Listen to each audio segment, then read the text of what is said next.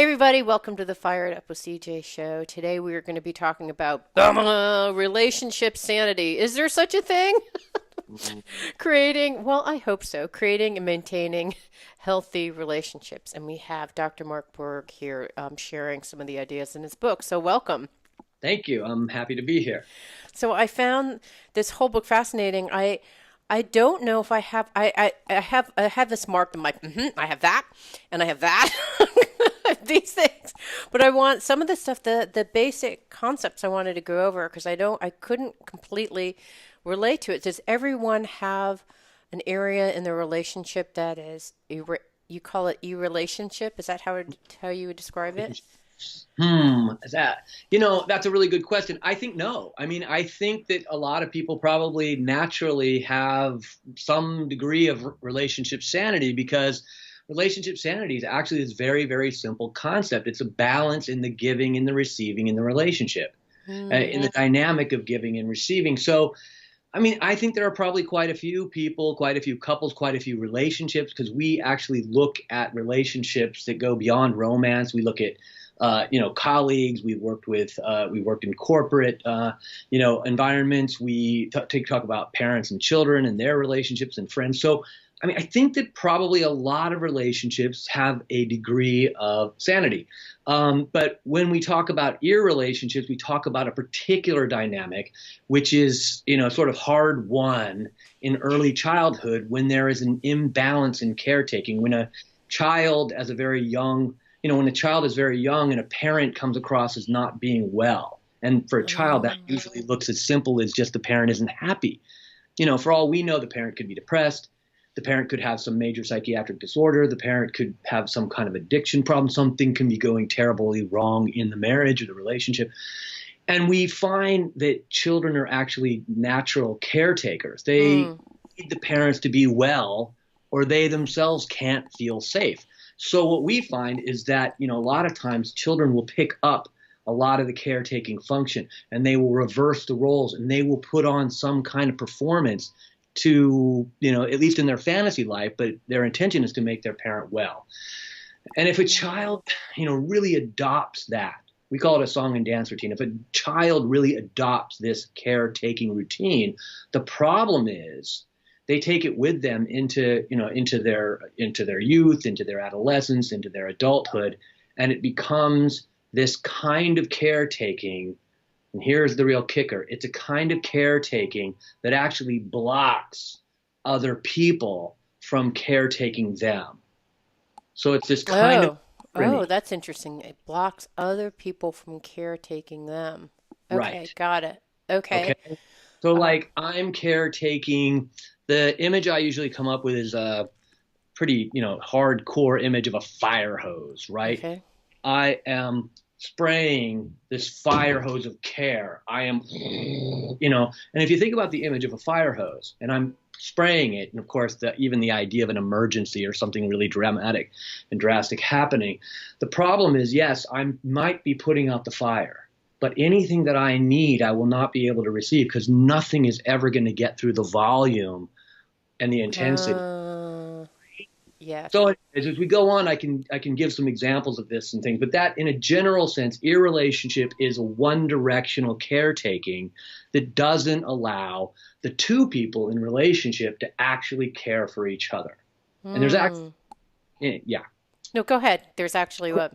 Well, I was going to say, because I can just go on and on about this because we've been writing, we've been talking about, writing about, thinking about this. As of Thanksgiving, it will be 8 years. So I know. Wow. What Wow. 8 years.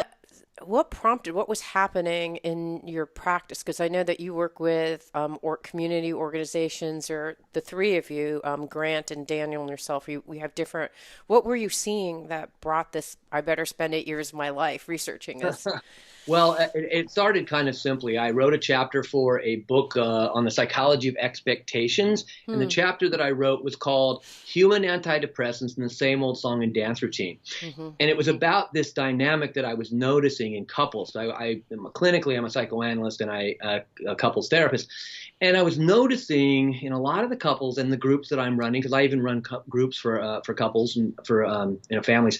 And what I was noticing is that a lot of the ways in which people were caring for each other was, not allowing the other person to care for them. So, like I Mm, said, like mhm. people are offering care and they're coming at their partner like a rescuer, like a fixer, like I started calling it human antidepressant because it looked like something somebody was doing to someone else. Like I'm finding this hapless person who needs help and I'm feeling so good about myself because I'm giving and giving and giving and giving and giving and giving and giving. And the other person, I don't know, beyond a certain point, doesn't look like they're taking it in so well. They're not displaying the proper gratitude. They're not getting happy. And certainly they're not getting fixed.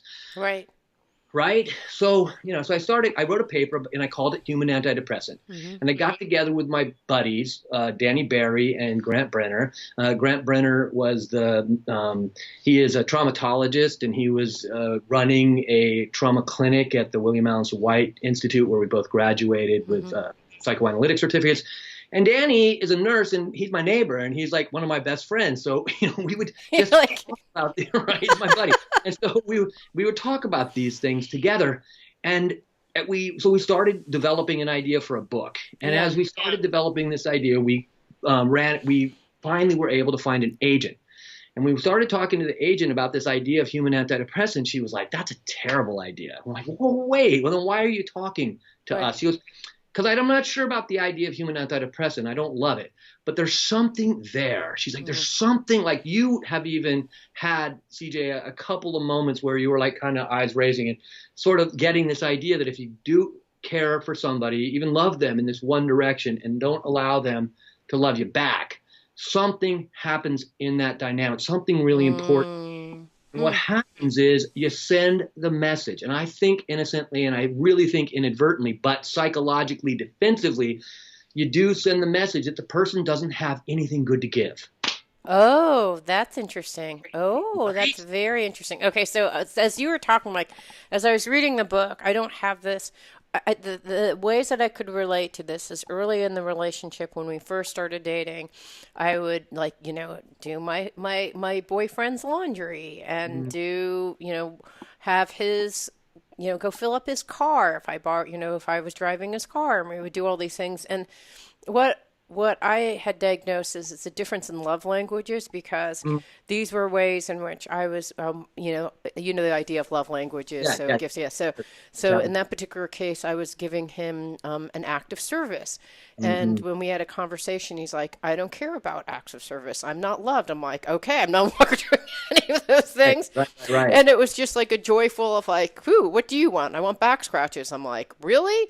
5 minute Uh-huh. back scratch or what, sitting an hour doing your laundry, like kind of what was I doing my whole time? So that was the disconnect where I was giving but inappropriately. And then I was trying to relate to what you were saying, and I came up, and as you were describing it, I think I came up with two scenarios. One was a friend of mine in college who had a mom who was just always depressed. It was kind of like a woe is me kind of mom, and every single child kind of like dealt with her in a particular way. My Yeah. friend ended up dealing with her in kind of a whatever. And then she started adopting that kind of thing. And in my relationship with her, it was a relationship, this friendship of mine, where I would be like doing things for her and nothing was ever enough and that kind of thing. So Mhm. I think, is that what you're referring to? Or is Yeah, that an okay. example of something? That's a great example because well, I think they're both good examples. I think you and your boyfriend, now husband, I assume, Yeah. right? Which is good because what you're talking about, I think, is again, it's not a relationship because you're listening to each other. Uh, Because when you find out, and maybe it's a little disheartening, and maybe it, bums you out at first, it but did. then that right, Yeah. but then you adjust and you say, okay, I like doing these kind of nice things, acts of service in the language of Chapman, but you say, but that's not how he experiences love, so I'm going to adjust. In Right. an ear relationship, the people don't adjust because it serves a function. Because the function of an ear relationship is actually to psychologically defend against a lot of the things that we associate with a long-term loving relationship. The four big ones are intimacy, empathy, emotional vulnerability, and emotional investment. Now, right? So we think what we've actually stumbled upon, and this is where our agent Gareth, who was like, human antidepressant, human antidepressant, Right, whatever. right. But when we started looking at it not as a pathology, not as human antidepressant being something I do to you, Right. but irrelationship is something I do with you. Right. So Interesting. now we're not doing this. I'm not perpetrating love upon you. I'm not perpetrating care upon you like some great avalanche or tidal wave of care. What I'm doing is I'm caring for you in this interesting, overt way. We call that role the performer, the one Hmm. who's always doing and giving and loving and giving and, buying the gas and doing the Right. back scratching and doing everything, right? But then we find this really, really, and here's the kicker, and this is the little tricky part. We also find another role in your relationship, and that is somebody who's also caretaking, but they're caretaking the performance or the performer by acting as if what they're getting actually works. Oh, okay. I think I now know. So in the case of my husband, that wasn't one of those things because we had a Right, dialogue. With the case right. of my friend, I don't know if that's an ear relationship or not. I mean, she was just constantly taking and I was constantly giving. So I don't Yeah. know if I engaged in a relationship, but Yeah, you might have been in our terminology from the very, very brief, the minimal facts you've given. It sounds that maybe you were the performer and you're giving and giving and giving, and she's taking and taking and taking. The only thing though, to actually hold that together, see, eventually in that dynamic, so maybe it's not a relationship because it won't hold together. If right, it's a friendship, friendship can certainly be run on these dynamics, and so can businesses, and so can communities, and right. synagogues, churches. But the place where it actually becomes a relationship is when you're kind of locked into that dynamic, and you're not just going to give up. You're not going to go like, well, you're not pleasable. I'm leaving here. That doesn't really happen. Right. Like you're in a permanent, like, yeah, because what happened Yeah, with her eventually, I'm like, whatever, I'm done. yeah, Like whatever yeah, this is, I'm done, and I walked away. yeah, So, yeah. so in that particular situation, but if you're, so more akin to that is a dear friend of mine who said her mom. She said, I think my mom was depressed, and I just couldn't like she was working at she was sleep during the day, work at night. She was never available as a mom. And Hmm. this friend of mine kind of took care of her mom, was kind of became a caretaker for her Yeah. mom, and Yep. then became a psychotherapist. Yeah. Does it sound familiar? Sounds familiar.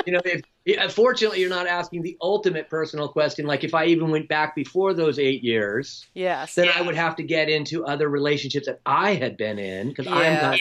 of, I can admit that I'm probably like the sort of quote patient zero for this thing because, because I found myself, I would even find myself at times working with patients like in a psychoanalytic practice and finding like I'm doing all the work. Why am I working? Like, wait a minute, like, especially in psychoanalysis, we're supposed to Yeah. like lean back and like let the patient, do that on the couch and blah, blah, blah. And here I am like gung ho and I'm in it and I'm like doing whatever. And I'm on I'm getting involved with treatment Here's plans. another article you should read. Yeah, yeah. So, so there wasn't really a book about this. So I wrote one myself. Here's a book I wish I had received before I started my psychoanalytical. So this friend of mine, she would be, I see, like she's a not a compulsive giver, because I don't think she gives with just such an open and generous heart, and it's beautiful, and people love her because she Yeah. has this motherly kind of instinct. And she was taking care of her stepfather, and enduring things that I just would not be able to endure. Like she was doing things like cleaning his bedpans and cleaning up after him because he was really incapacitated in all particular ways. And he would be criticizing her and criticizing her and not appreciative at all of her efforts. And I thought, Right. why does someone do this? Okay, so that's where it might. Well, first of all, again, if I'm giving and giving and giving and giving, I'm not letting you give back to me. And Mm, so you can fall, right? And that I am protected because that little kicker that I mentioned about mm, valuing, that if I'm giving to you, I'm not accepting what you have to give. I'm not conveying to you that you have value to me. That's like a bummer for you, right? Oh, right. poor you. You don't feel valuable. but what is it for me? Mm. It's Mm. protection. I don't know that I'm doing this, but I am devaluing you, and I am not allowing myself. This is another kicker. I am not allowing myself to develop a healthy reliance upon you. I Mm.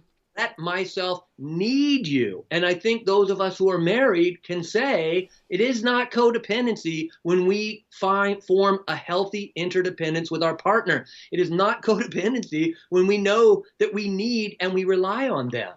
So the Oh. kicker, again, I don't know why I keep using the word kicker, but the one of the big main, important things is the reciprocity. So in Mm-hmm. the case of your friend, you're describing her doing all this work for her stepfather. Now, if the stepfather was generous, if the stepfather was loving and kind, if they'd had a wonderful relationship all along, if she felt really good about what she was doing. See, because the reciprocity factor is relationship sanity, the balance of giving and taking.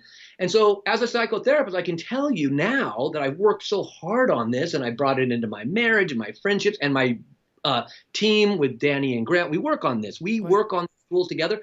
And I can tell you, it's not that I got rid of, worked through my relationship stuff, became relationally sane, and then stopped giving to my patients. Right. That's what happened. What happened is I started allowing myself to take in what they offer. Mm. And what did that look like? Because I she. mean, suddenly it looked like, I think the people were, because I'm a psychoanalyst, so I see people for years. I've Right. been seeing some people for years and years.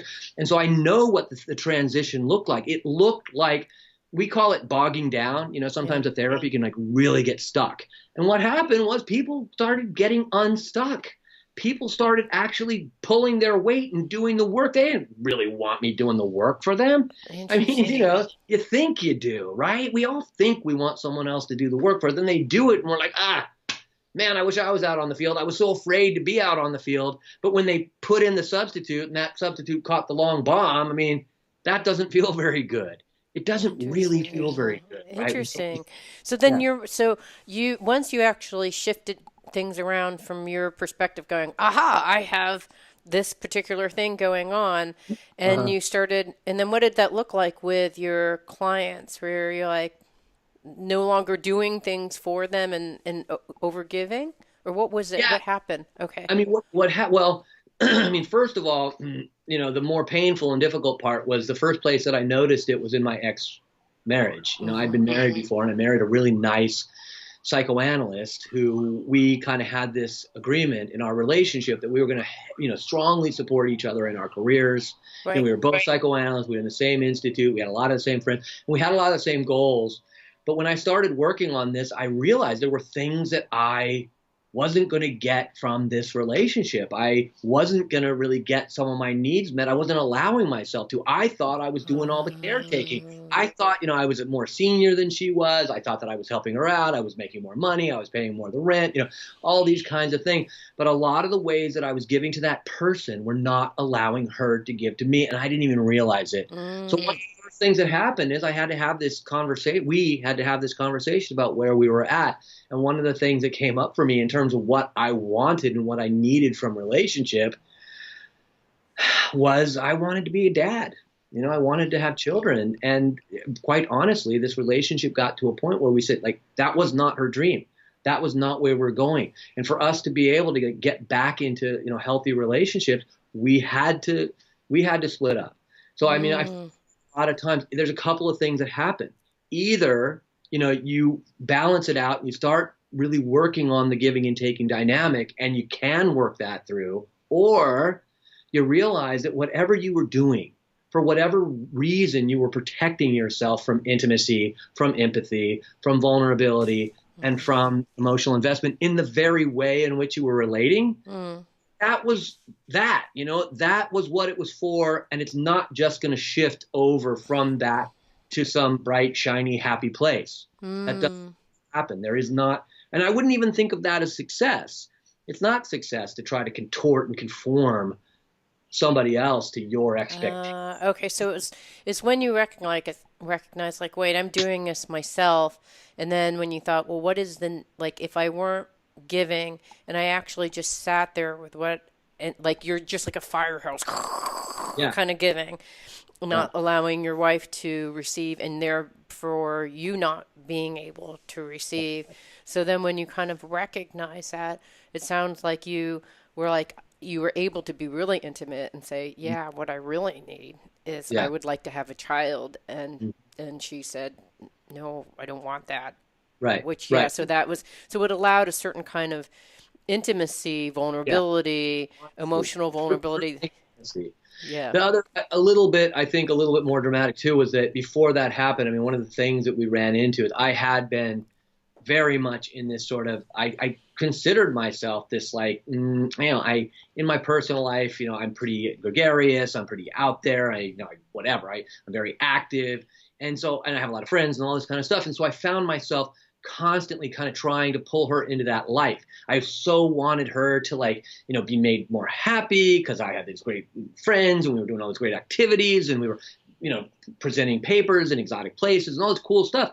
And I wanted all those actions to make her happy, and I felt like I was doing and doing and doing for her. And the thing that I think really gets dangerous about an ear relationship, because most of us don't know that we're in them. Obviously, we don't even know what they are. But one of the other places that I found myself running against a snag was that I was giving and giving, and I was giving her all this great stuff that was great to me. Like I would have loved all that stuff. That doesn't mean she loved all that stuff. Mm-hmm. Dragged around to concerts and beaches and whatever. So that was one, pretty major element of me imposing my ideas of, care onto her.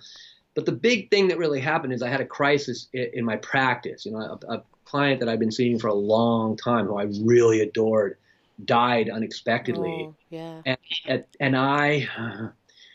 And I desperately, desperately needed this person to emotionally show up for me. Hmm. And she just couldn't. Right, because she didn't even know how. So there's in one of the ideas that you talk about your book is this 40-20-40, which Mm-hmm. is in any dynamic, there's a part that you are responsible for. You both share 40% that you're responsible, Mm-hmm. 20% that you share as the relationship itself is responsible, and 40% the other person is responsible. So in that dynamic, what was the 40-20-40 in that Right. situation? So again, that's a great question. So I would say, given in the way in which I was caring for this relationship on my terms, because I really don't have any bad things to say about that relationship or that Right. person. I mean, we Right. really very amicable split. In fact, I've had to her sign some consents about some of the stuff that I talk about because I want to make sure that she, approves. And Yeah. but what happened there is I was giving and giving and giving and giving as and a lot of it was on my terms. I was paying more of the rent. I was doing more of I was certainly directing our social life and Right. all of these kinds of things. So I was giving in my subjective experience of giving it 90%. Right. And I felt it was okay because I actually felt like I wanted to support her. I felt like maybe she could use some, cheering Right. up. I felt like maybe she was, relatively new to New York. I felt like she wasn't necessarily always the happiest person. And I genuinely, consciously wanted her to be happy. Mm. I realized, though, that I was doing it in this full volume, not allowing her to really contribute to me. So Mm. that was 90. And so this circumstance with the death of my patient, what it really did was it called into question whether or not I could pull back to my 40 and allow her to come forward from 10 into that space of actual interaction. I mean, maybe she wouldn't have gone, maybe I don't think I. Ah, I see. Got it. All right. Because that's a really good example. Yeah. Okay. We're like, can you move from 10 to 40, and then can we work together at the 20% to make Yeah, this right. work? Right. And Can if I you, pull back? Right. So can I pull back from 90 to 40? Can you right, move forward from 10 to 40? And can we work in that 20 together? together. Ah, I see. Every Okay. single thing I'm talking about, I think the word together is what it is. Because it Right. wasn't like there was a perpetrator and a victim, and there won't be in any of the examples I can give you. It's more like two people coming together who both tried to care for their parents in ways when they were young. In the major dynamics of your relationship are either a performer who tried to take care of parents. This might make a little more sense to the audience. So the performer tries to take care of the parents by putting on a show. Like, my parent seems unhappy. I'm going to be good. I'm going to be funny. I'm going to be smart, right? Mm-hmm. The audience tries to take care of the parents who are not doing well by trying to make the parents believe that they are doing an okay job when they're not. Oh, I get it. Okay, so there's like this is where East meets West. There's like one which is like, listen, I'm gonna like make you okay, and the other person's like, yeah, it's working, but it's not really working. Like their parents aren't really delivering, and they're Yeah, like, yeah, yeah, it's okay. yeah, So yeah. when both of these two parties meet together, it causes this dynamic. Is that Yeah, right? So exactly. it has to be the perfect Exactly. storm of like one Yeah. person who is a performer, and I wonder to what extent performers are attracted to the audience, and the audience is attracted to performers. Well, that's a great question because at least in this dynamic, a relationship doesn't really happen unless performers and audience find each other.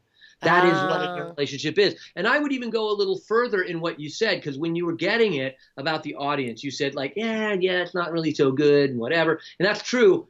But in order to engender or even induce the parent to parent, in order to get the parent to take care, what the audience does is they'll go really far beyond like it's okay. They will do what they can to make the parent believe that the care that the parent is giving is good enough, maybe even uh, better, right? So so they can become like the parent's counselor. They'll like listen endlessly. And one of the biggest roles that I think the audience performs is the role of absent, like coming to the parent with almost no needs whatsoever. Like, I'm like the best kid because I don't bug you for anything. I see. And so, yeah, that's what these relationships often look like. Okay, so that was my girlfriend in college. That was exactly the scenario. I'm the performer, like, and she's like, yeah, that's good, yeah, that's fine, and then it's Yeah, like enough, you know what I mean? Like enough, like, yeah, yeah, that's good. I'm glad that you tried. That's. yeah, right. Thanks a lot. Yeah, yeah, But wow, okay, so interesting. That definitely makes sense with my friend who's a psychotherapist who actually has yeah. this dynamic, and it also makes sense with myself in that I have a client that has the same. I like when I'm working with this one client that has this audience. Like I'll say at the like I don't usually say this to my clients, but at the end I'll say because I'm a life and career coach, business coach. Mhm. Right, At right. the end I'll say, "Did you get what you need?" Because I'm not sure exactly what you need, and she'll go, "Yeah, I got something," and I'm always like, "Yeah, Ah, totally unsatisfied." ah, there you go. Right, And I have right. to work Yeah, I'll take care of so, yeah, you, CJ. I just have to work so hard with that client. Oh, And I goodness. had said to Yeah. my husband, I'm like, ah, ha, ha, ha. And, like working with her just like takes all my energy because I'm like, how about this idea? How about this either? Or have you thought about this? And so Uh, I'm working so hard. Because yeah, this is in the case of business scenarios, right? Because I'm a business coach, career, yeah, so it's like, so have you talked to your client about, or have you talked about to your work group like this, or this, or this, or this, or how about this? And she's like, I don't know. I guess some of those things would work. I'm like, God damn it! I know one of these things gotta work yeah, because I work with yeah, most normal people 90% of the time, but these 20 ideas, none of these are gonna work. Like, oh my yeah, gosh. Okay, so yeah. I think I get this idea. That's good. Those are good examples. I think you're absolutely right. And Okay. I think it's really funny to think that there are probably, hate to say it, but there are probably clients, there are probably patients, who all of us have without knowing it, who do come in with the intention of like making us well. Like, oh, poor psychotherapist, and like, oh, poor executive coach, like, like that must be a rough job. I'll be the easy client, I'll be the one. Of course, those ones drive us nuts because they don't take in anything we have to give, right? There's nothing more frustrating. They're like, it's like the kid, like you get the spoon and they're like dodging, like bobbing and weaving.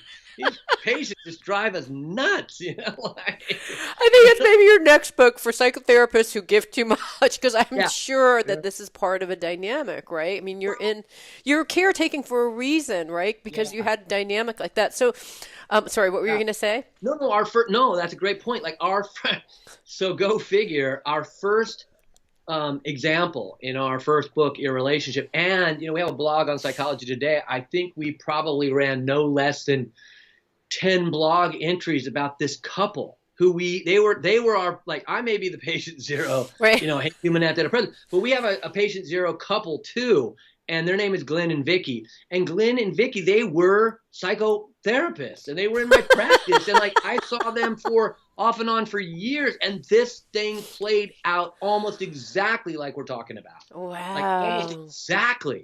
And you got into the history of the poor Glenn, his mother and father separated when he was very young, and his mother was depressed through a lot of his early childhood. So he really spent his early childhood putting on these routines. He was really funny and gregarious. And Vicky, her parents like didn't really get along, so she became kind of like the confidant for her mother, and her mother was totally self-absorbed. So Vicky had to really listen to her mother, but also act as if her mother was actually being a parent, when Vicky, in a lot of ways, was being more of a parent to her mother. So this is our sort of client zero, for Irrelationship. Okay, so the childhood experiences. So in one particular case, in both cases, they're caretaking for their parent, but in different ways. Okay. Bingo. Okay. Compulsive caretaking would be another way of talking about Irrelationship or human antidepressant. We don't really use the word human antidepressant in our thinking too much, although Grant Brenner has recently asked me if I believe in what he calls self-irrelationship. And since irrelationship is strictly a co-created psychological defense against the anxieties that come along with intimacy, empathy, vulnerability, right, and investment, I say my answer to him, of course, given the definition, would be what? No, right. Except that I think maybe it's not no, maybe it's maybe. So I like to be a little bit of equivocal. And what I'm thinking is it's not so much just what we play out in our partnerships. It's also the relationship that we carry with us in our head. Mm-hmm. Because there are certain psychoanalytic theories like object relations theory that suggest we relate to other people in the same way that we are relating to the internalizations of relationships in our mind. Since maybe one can self-irrelate. And if that's true, then I think we could split up the performer in the audience. We could see them singly, and we could call them human antidepressants. Interesting. I didn't understand the human antidepressant. Sorry, I kind of didn't get it like your agent until just this moment. Maybe I'm dead. My agent hates it. My agent, if he listens to us right now, would be reaching through the Skype and trying to stop it, Mark. Stop saying. And we love our agent. We love her. She's like us. She's like our linchpin. We don't think any of this happens in terms of getting the word out. Yeah. Our agent is the most wonderful, wonderful person. Bless Garrett. Your agent. And I agree with Garrett. I agree with him. Okay, no, so I get, but I finally get it. So parent is depressed, not really functioning. The child is a human antidepressant. So they're kind of oh, you're doing great. Everything is fine. Or let me help you. Can I do this? Yes. Can I get you a glass of water or whatever? So that's basically. Or just behave well, not like a kid. You know, I don't behave like a kid. I behave like someone whose job it is to make you happy. And we think that, again, that's probably a little more sophisticated what you're saying. That's probably by the time you're 8 or 9, maybe you're 10, maybe you're getting a little older and you can articulate. But we're talking about even little kids who already start to turn the tables and try to make their parents happy from very young ages. Kids don't, instead of just being frolicking, running around, kids, their eye is on the parent and they've got to make sure the parent is well, because parents represent the whole world to a child. And if the parent isn't well, then the world is ill. You can't survive if the world is ill. That's why this thing is so driven. That's why this thing is so intense. That's why the couples that we're working with who have this irrelationship thing are really quite desperate for the relationship sanity. The reason we wrote Relationship Sanity is because we wrote Irrelationship and we came up with a dream sequence, which is a whole recovery program. We offered it in the second half of the book, Irrelationship. And people are still saying, like, please, you got to be a little more clear. This thing is so hard for us. We want you to give us point by point by point instructions on how to work this with our partners. And that's what relationship sanity is. It is a point by point. We're going to give you examples. We're going to give you pointers. We're going to give you instructions. We're going to tell you how to do the 40-20-40. We're going to tell you how to do the dream sequence. We're going to make ourselves accessible to you if you need our help. So we really put into it. Right. All right. Let's get into the nitty gritty here. So the 40-20-40. And I don't have this. I don't have the relationship with my my husband. I sort of have it with. I'm wondering if we have a bunch of new business for you. It's called the millennial parents. Which have all different flavors of this. I didn't even know some of this until we dropped our son off to Duke. And then I was like insulted. It was like, hey, welcome. We know it's really hard for you, but we want to tell you that you're either one of these four parents because you showed up at 8 in the morning to hear our presentation on what you can do for your children. So you must be either a snowplow, a helicopter parent, or something else. And I just thought, seriously, I woke up at 8. It's 5 o'clock West Coast time, and you're sitting here insulting us. Right. This is like you're welcome to this school. You want my money or not? you're like, welcome to this school. Thanks for dropping off your kid. You've got issues.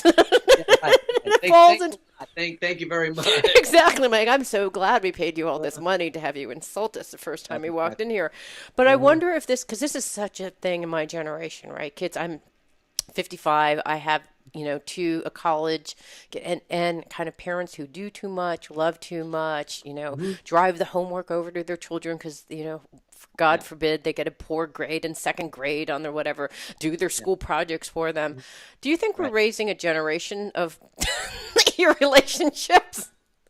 I do get asked that question, but I also wonder I think that what I'm seeing is there's a dramatic overcompensation. I think that what happened is I'm 51, so I came from a very kind of latchkey, Orange County, California, latchkey, punk rock, surfing. Had a band, had a surfboard, had a Vespa when I was you're like, check, right? You were cool. We hit all the check boxes. Yes, you were cool. It didn't really feel cool though. It just felt like, because it was like fish asking what's water. It was just like, it was what was. So like all of us, like, maybe now looking back, like, they're just cool thing. But at that point, it was really just Lord of the Flies, and there weren't any parents. And here we are. I sometimes think, because I'm a parent too, and I have younger children. I have a 7 and 11-year-old girl. Yeah. And I think about some of the things that went on for me, like the things that I got away with, the waves that I surfed when I was like 10 years old in the freezing early morning Pacific, really crazy stuff, I think. So I wonder if, from that we go all the way over, and now we're like, helicoptering. I'm hoping it will come to some kind of a balance between being completely absent and being so absolutely present that our children can't breathe. Because I think what happens, when you smother someone, like, they want to get away. And it's a good question asking about your relationship, because I do think parents, in a funny way, they're so on top of their children, they're not allowing them to develop. A good friend of ours named Hera Estroff Morano wrote a book called Nation of Wimps. And the book is very much that, and it's addressing this dynamic. Wow. Because would you describe that your relationship in the sense that we were kind of over giving to the point that it kind of creates this weird, but our kids aren't audiences. Like, they'll be like, F off. No, don't you think I know how to do everything? Like, that kind of thing. Well, okay, so I think that if there's a new relationship dynamic in that, and I think it's a little more, it's interesting. I think it's not just like the kids being audiences or us. I think what they are is that parents clearly, if you really think about what, using the term loosely, but let's just think about what a helicopter parent is. A helicopter parent is a parent who's totally acting out their anxiety. They're Mm-hmm. totally acting out their anxiety about their poor kid growing up and doing well and being okay. And what is that? That then the kid does enact a performance to, basically quell or decrease the parent's anxiety. So the kid is a Oh. performer. The kid is performing, and maybe the performance, oddly enough, is the performance of a bumbling person who needs the parent's help. These Oh. kids don't need their parents' help, but they act like it, right? They're Mm. on their phone to them 15 times a day from Duke or from wherever, Right. right? That's one of the things that Hera talks a lot about. She's like, why are our children, half a country away and they're still talking to us 4 times why? Well, maybe it's not Oh. that the kid needs the parent. Maybe it's that the parent is so anxious that the parent. Oh. Luckily, my child doesn't call that Yeah. often. But I do feel like, I don't know, maybe I snowplowed. I don't know if snowplowing is a different version of this, but I am going to contemplate whether these things kind of cause. I mean, I do think that generally I've been reconsidering. I've been thinking about my parenting style throughout these years. Too late now because they're when the other one's leaving for college. So Oh, I maybe don't think so. maybe my grandchildren, but the sense of like trying to do things for the other person, and then it does kind of incapacitate your kids. Like they don't know how to do things for themselves because Right. you've done things for them all along. Although I wonder because there's sometimes where like I'm like, well, okay, well we showed you the first time, so you Yeah. know go Yeah. ahead and continue onward with these other times. But Right. okay, so let's do the 40-20-40, and let's talk about a real life scenario where you have a client. Let's say I was trying to take up a scenario. Maybe we can make up and do a role play because that's what I Okay. couldn't see in your book. So 40 20 Right. 40. Who does the cleaning in the house? Is that an example of that, or like is it Well, like what would be a real life example scenario? so let me think. Okay, I mean that could be a good one, but I think it would, that is. I mean, I think anything, and I think especially these mundane tasks, the domestic chores and things. I mean, these are good ones, but I think that it gets usually that's pretty apparent. Like you can see that. I think a Okay. lot of times the dynamic is a lot deeper and more hard to detect in this kind of scenario. So let's take Glenn. Glenn and Vicky were the characters from our first book, right? Okay. They were the characters. They ran through a little bit of this book, not too much.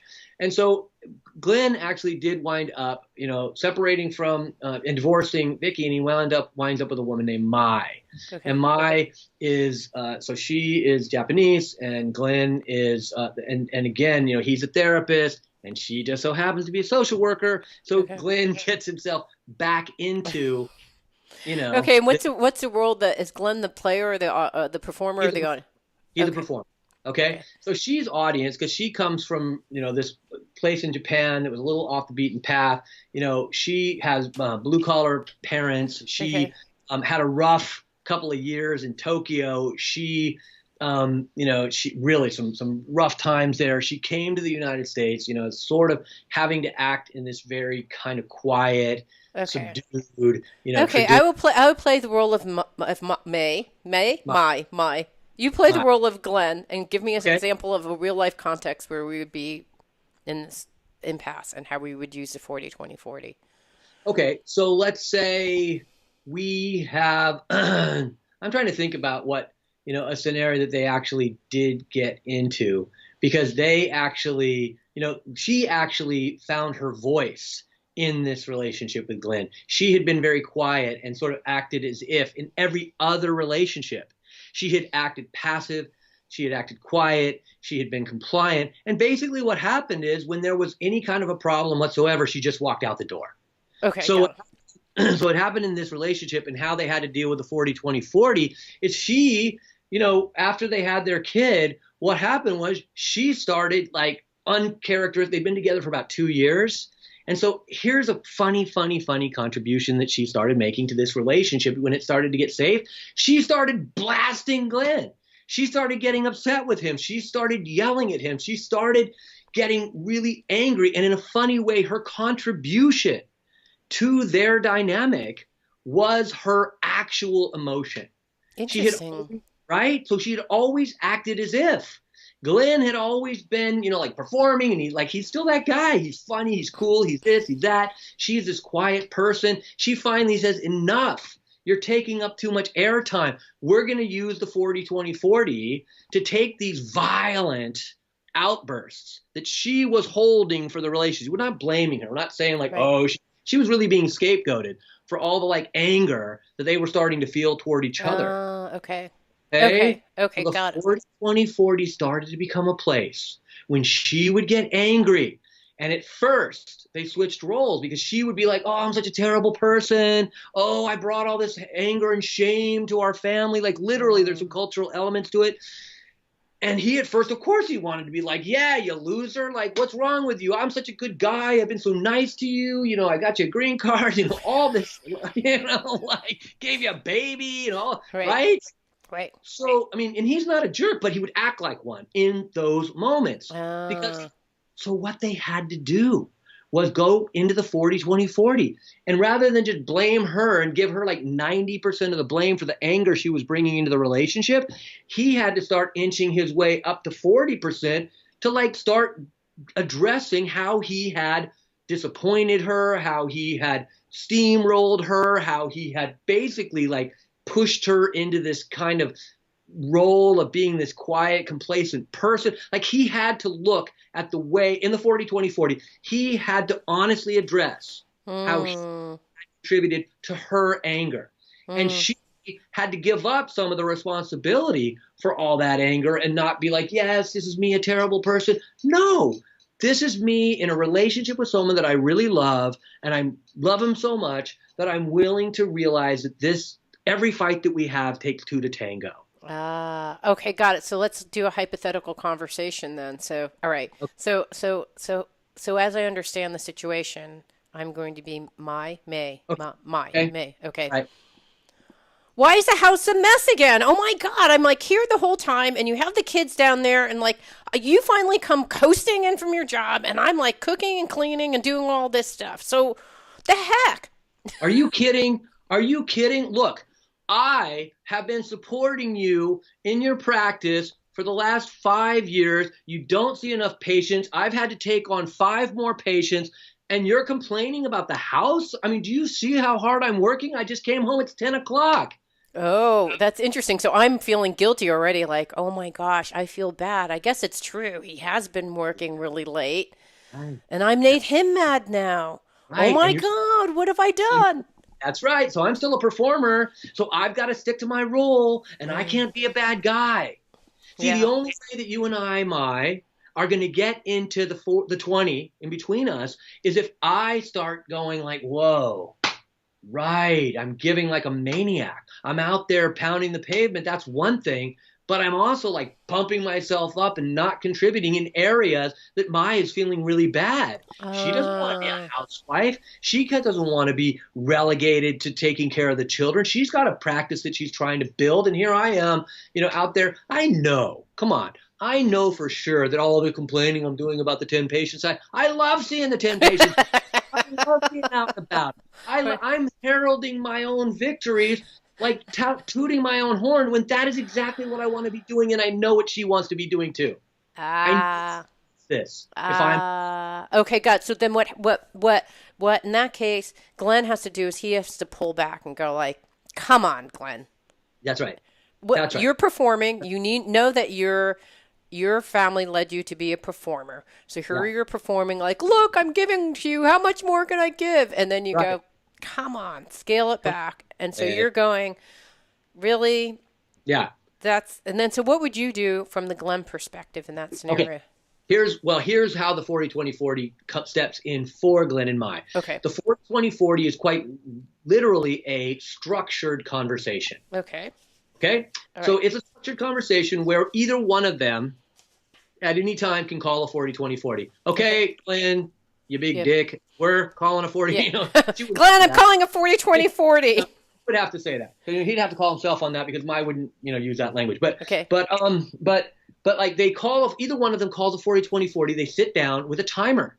Okay. Each person gets 3 minutes. Now here's the interesting part. If they're willing, because they, again, they have to take a moratorium. They can take a breath. They can hit pause. They can breathe, So they don't have to go in with this rage. They're allowed to take a breath.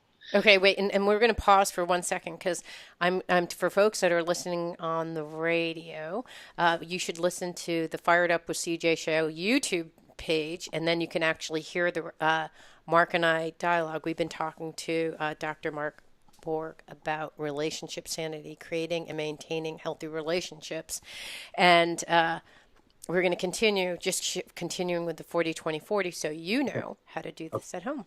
So here's the thing. So the 40-20-40 has instructions, and the instructions are in that book. Yes. And actually, what I did was I started running into situations with patients before the book was published, and I was like, oh my God, you need these instructions. So I would print out the pages. I love it. That's smart.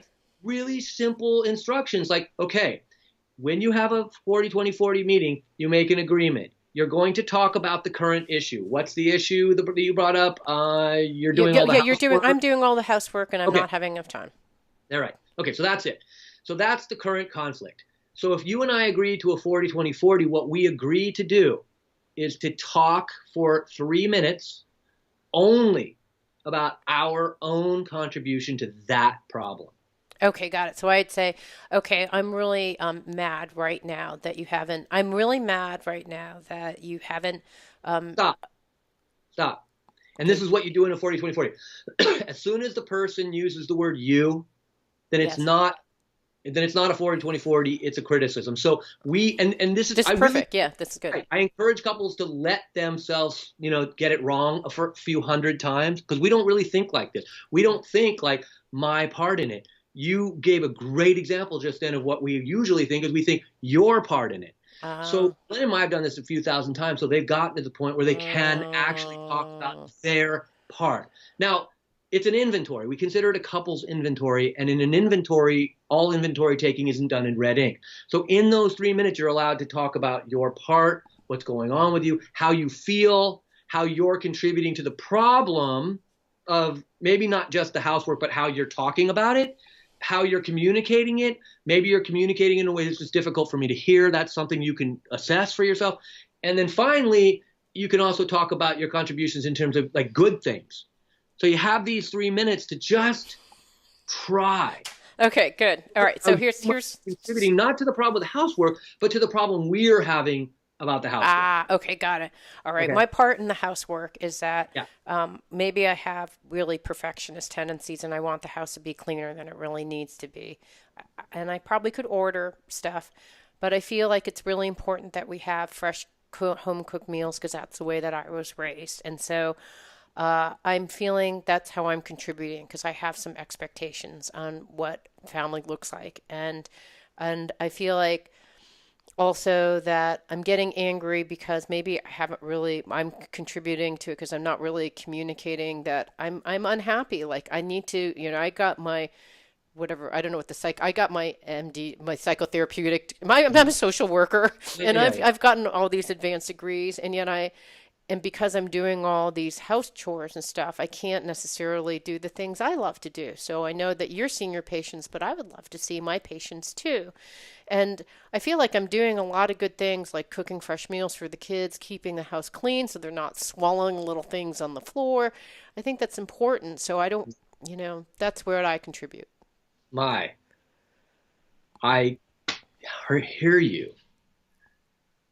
And so I think in hearing you, I can talk about my part. I've been scared. I'm afraid of not having enough money. I'm afraid that I'm not going to be a good parent. I'm afraid that I don't know. I find myself staying out late after work. I find myself taking new patients. I think it's I'm afraid. I haven't been in this place before. I tried this out in my last marriage. It didn't work, and I met you, and it was surprising. And I really do value all of the contributions, and I want to be able to make these contributions. I just find it so hard to let go of feeling like I am responsible for our very survival. And so I put that on myself, and I can hear myself discounting your contributions. And I'm sorry. Okay, I'd probably be done by then. Okay, good, I'm done. But then what's the Well, 20% where we work? What's the 20%? So we I each mean, of us given our 40%.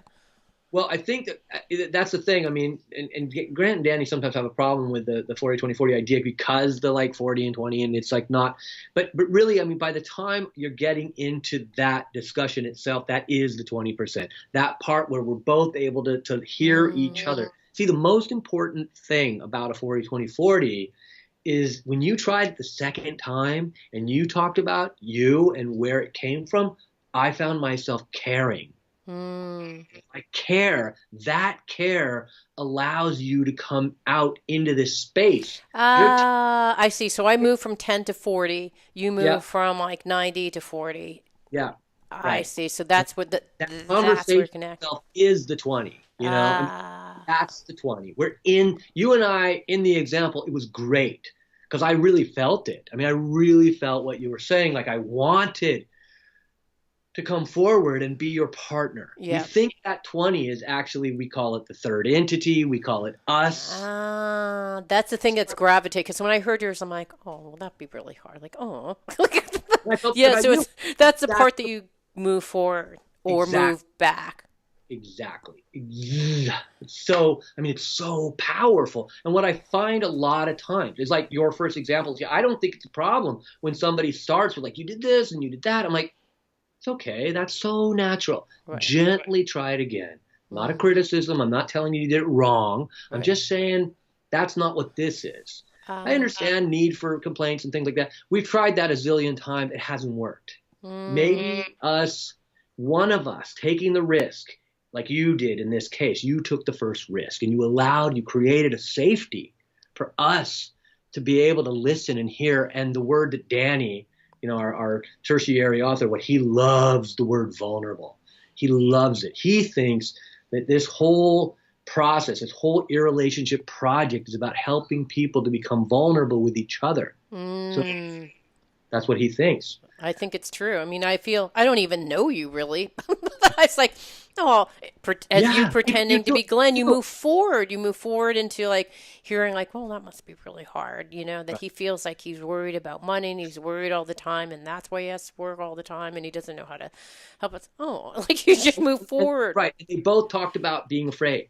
They right? both shared being hurt and being afraid. I think that by the time you get out of the language of anger, again, I don't think that anger is this horrible thing. It's just hard to hear. Right. And so by the time you get to the language of hurt and fear, I mean, it's just like, I love you. So of course I don't want you to be hurt. I'm going to tip my hand right now and tell you that my wife and I actually use this. Uh-huh. We use this very tool. And I can't tell you how many times we're upset with each other and whatever. It could be that an issue, something like that, something, not so unfamiliar to me. And at some point it starts to feel, again, the warmth of the relationship starts to return. Like Mm. you're not having to work so hard because the warmth is returning. That makes it a lot easier to hear. Mm-hmm. It's interesting because my background is in mediation. So I would work in the King County courts with people who Mhm. were mediating problems. And the model there is a mediation model. So both parties talk, they don't interrupt each other. One party says their experience, the other party says their experience. And then there's a mediator in between, Mhm. neutralizing everything so that the other person can hear it. Because usually the person's like, yeah, you ripped me off. Nah, nah, nah. And Yeah, then right, right, and then the other person's like, well, what about you? You didn't do good right, work. So then I'm right. like, so it's like I would be the translator translating it like, what they're saying is that they're unhappy with your work, instead of just Yeah, right, like, you're an right, asshole, blah, blah, blah, blah. They're right. unhappy with your work. And so Mhm. and then at the very end, but in this case, you would have to you would be the person on each side, as well as being able to articulate only your side of the equation without any blame, which is huge. Mhm. And Right. then what happens at the end of the mediation is you talk about resolution. So we talked about resolving these three issues. And then you would go and say, okay, so in this particular case, what you would do in a mediation model is you would say, all right, so it sounds like you're worried. I'm feeling like I don't have enough time to do the work that, I wasn't able to fulfill my degree in social work. So it's Right. like, Right. so what are we going to do? So that Right. would be the only difference between that and a So mediation model. Mhm. Well, and then of course you can start doing more strategic planning, right? Like Right. that. What they wound up doing is because he was afraid, he was able to let go of some of his hours and take over some of the child rearing, and he found that he loved it. And she went Oh, to like take more hours and get some more specific training. She went and trained in family therapy. She got more clients, and so they actually balance. used 40 right. They balanced out. They used the 40-20 for very practical purposes. It's not always. I mean, of course, our primary issue or our primary goal for couples of the process is to help people become more intimate with each other. But that leads through intimacy, and it has very Wait, so are practical. you saying I really did channel May? I mean, that is a real life scenario and what happened? Or are you just saying like that's a I'm saying you theoretical? came very close to that. This interaction was very close to this could have been an interaction almost exactly that I had with them on my couch in my And office. this is how they resolve. What's so wonderful is that you have, Yeah. what's so lucky about that? Thank God for channeling abilities. I mean, I was getting a little like misty eyed. No, you were like really hitting it. You were like hitting this, this compassion. You were not hitting the compassion. You were allowing someone else to have this deep compassion for your struggle. Yeah. That's just something that, because I think that even the angry times that they went through, I think even those actually were the road to this, because Mm, they kind of, I think in a funny way, both of them had to see each other at their worst before mm, they really believe that this person was really accepting them as they are. yeah. And so that kind Fascinating. of laid the groundwork for them to do this more quiet, intimate work. Yeah, And and what's fascinating is they got to a point where both of them got what they needed, right? I mean, right. I don't know how he felt. He didn't necessarily feel less worried, but I guess he got something that he wasn't expecting, which is a Well, joy in raising his family. like a good performer, though, he wasn't leaving room to take in Maya's contributions. And so when he let his guard down, she took more hours. She got more invested Oh, time with the children. And he found out that like he wasn't getting time with the children because he was caring so profoundly. He wasn't letting anything else in. Letting him oh, have time with the children was actually a way of him taking in care. He got so much out of caring for oh. the kids. Actually, Wow. What a yeah. beautiful, unexpected thing. So when they both kind of came together in the midpoint, they're both able to get both what they needed immediately. He got more money coming in, she got more work, and then he got some unexpected benefits, which is Yeah. he got closer to his children, which I'm sure affects them both. Oh God. Beautiful. Wow. You must Yeah, love your work. I really do. What a fun job. Really awesome. I mean, it's really tough too sometimes, but I mean, going back to anyways, because the idea of the ones, we were talking about, sort of commiserating about the ones that are Yeah. like, like you got the spoon and they're like,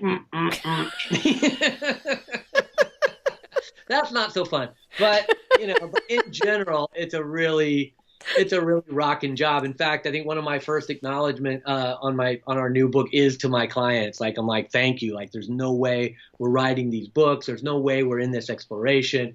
Grant and Danny and I, again, we use these tools. We've been together for 8 years, so Oh, we've sweet. had a lot of ups and downs. We've had twists and turns. We've gone off and done whatever. We've had some real trouble, but we use these tools to keep reconnecting. Beautiful. I love that you discovered this, used it to heal yourself and your relationships, and then took it to other people, and then actually proceduralized it, which is in this book. Mm-hmm. Yep. Yep. Relationship sanity, creating and maintaining healthy relationships. And we talked of only one. There's a whole bunch of things that exercises, examples, analysis, self-analysis that you can do. And we just picked one out of, I think there are probably a half dozen or more of, I mean, probably, I don't know how many exercises in here. There are a A lot. lot. Yeah, This there are a book lot. like chock full of them. Yeah. So it Almost sounds like like your body of work is in this book. yeah. Yeah, so if you want, if we can't go to New York and attend some of your sessions, then we can read the book. And tell us how we connect with your work, or you if we wanted to do work. So I mean, I think that we have probably the easiest way to connect with us is we have a website called irrelationship.com, Okay. and we have two blogs on Psychology Today. One is called Irrelationship, and one is called Relationship Sanity.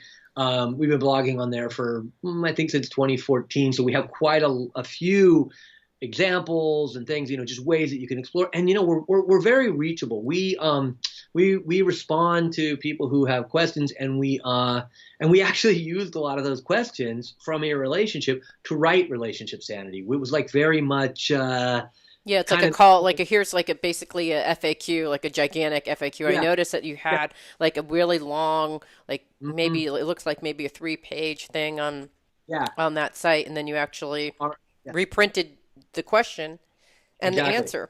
Yep. I loved Well, it. our editor was like, "No, you can't put a question like you can't put a question with that length in your book." I'm like, that question inspired this book. So come on, let's keep the we fought back a little bit with our editor. We like our editor too. I mean, we're like pretty, You mean like Gareth? Is that what? No, that's different. That's Garrett's that's your agent. publicist. Okay.